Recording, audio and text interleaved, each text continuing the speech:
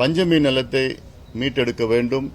அது மட்டுமல்ல, இந்த பேக்லாக் வேகன்சி பின்னடைவு நியமனங்கள் எல்லாம் இது அதை உடனடியாக கிட்டத்தட்ட ஒரு 10,500 பேக்லாக் வேகன்சி இருக்கு பட்டியலின பழங்குடி மக்களுக்கு. அதை உடனடியாக இதெல்லாம் சரி செய்ய வேண்டும் என்ற நோக்கத்திலே தான் இங்கே நாங்கள் கூடியிருக்கின்றோம்.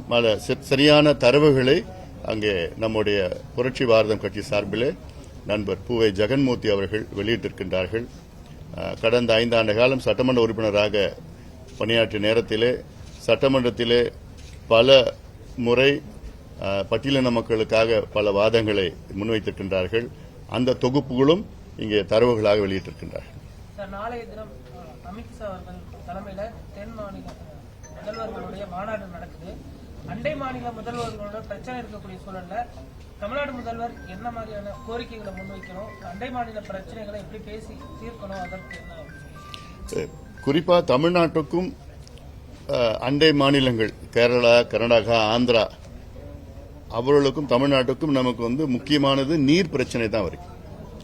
கேரளாவிடம் முல்லை பெரியார் பிரச்சனை, இல்ல பாண்டியார் புன்னம்புழா, பரம்பிக்குளம் ஆலியார் பிரச்சனை, நல்லார் பாம்பார், இது போன்ற திட்டங்கள் நிலுவையில் இருக்கின்ற திட்டங்கள். முல்லை பெரியார் அணை இந்த பேபி டேம்ல ஒரு 10 மரங்களை அகற்றணும். இது கிட்டத்தட்ட 8 வருஷமா பண்ணாம இருக்கிறாங்க. அந்த பிரச்சனை எல்லாம் பேசி சுமூகமான தீர்க்க வேண்டும். அதில் கர்நாடகாவை பத்தி உங்களுக்கு தெரியும், காவிரி பிரச்சனை, மேகதாது நிச்சயமா கட்டக்கூடாதுன்னு நிலைப்பாடு எடுக்கணும். சமீபத்தில் பாத்தீங்கன்னா கர்நாடகாவில் 3 தமிழர்களை அங்கே கர்நாடகாவில் வாழ்கின்ற தமிழர்களை கொடூரமான முறையிலே கொலை செய்திருக்கின்றார்கள் வனத்துறையை சார்ந்தவர்கள். அங்கே 8 பேர். நேற்று பாத்தீங்கன்னா எங்க பாட்டாளி மக்கள் கட்சி சார்பில் 5 குழு, முன்னாள் சட்டமன்ற உறுப்பினர்கள் 2 பேரும், மீதி 3 பேர் மாவட்ட செயலாளர் அங்கே போய் அங்கே 3 கிராமத்திற்கும் சென்று அங்கே கொலை செய்யப்பட்ட அந்த குடும்பத்தினர் நேரில் சந்திச்சு ஆறுதல் அளித்து அங்கே தரவுகளை சேகரிச்சிருக்கிறாங்க. இவங்க மாடு காணோன்னு காட்டுல போயிருக்காங்க. அவங்களை கூப்பிட்டு வச்சு 4 பேர் போயிருக்கிறாங்க.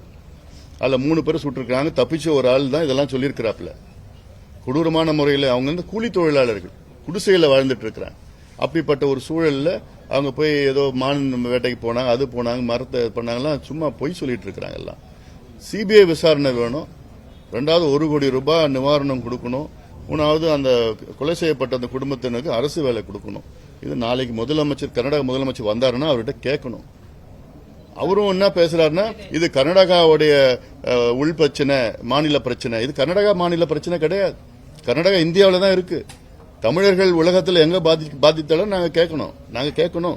தமிழக அரசு கேட்கணும். நாங்க மக்கள் பிரதிநிதிகள் நாங்க கேட்கணும். அரசியல் கட்சி நாங்க நடத்திட்டு வரோம். அது இலங்கை பிரச்சனை, இலங்கையில இருந்தாலும் சரி, கர்நாடகாவில் இருந்தாலும் சரி. சமீபத்தில் ஆந்திராவில் 20 பேர் செம்மரம் வெட்டினாங்கன்னு சொல்லி அதுல போய் கொலை செய்யப்பட்டிருக்கார்கள். அப்ப முதல் நாங்க போனோம். அங்க வழக்கு பதிவு செஞ்சது நான் பாட்டாளி கட்சி பாலு வழக்கறிஞர் போய் கேஸ் போட்டிருக்கோம். ஆந்திரா ஹைகோர்ட்ல கேஸ் போட்டதுனால தான் அங்க பதிவு பண்ணேன். மகாராஷ்டிரால பிரச்சனை எல்லாமே நான் கேட்கக்கூடாதாமா? யார் வேணா கேட்கலாம். அதுல நீ நியாயமா நடந்துக்குங்க. முதல்ல சிபிஐ என்கொயரி போடுங்க. கர்நாடகா அரசு இல்லாட்டி மெஜிஸ்ட்ரேட் விசாரணை எல்லாம் மூடி மறைச்சிடுவாங்க. அதெல்லாம் அதனால 8 பேர் அதுல சம்பந்தப்பட்டிருக்காங்க. அது வேறங்க. இந்த கூட்டத்தில் நிச்சயமா அதெல்லாம் வரணும். இதுல அரசியல் எதுவும் செய்ய வேண்டாம். அதெல்லாம் இது ஒரு ஆண்டுதோறும் கூடுற ஒரு கூட்டம் தான் இதுல. அதனால நிச்சயமா அதுல என்னென்ன பிரச்சனை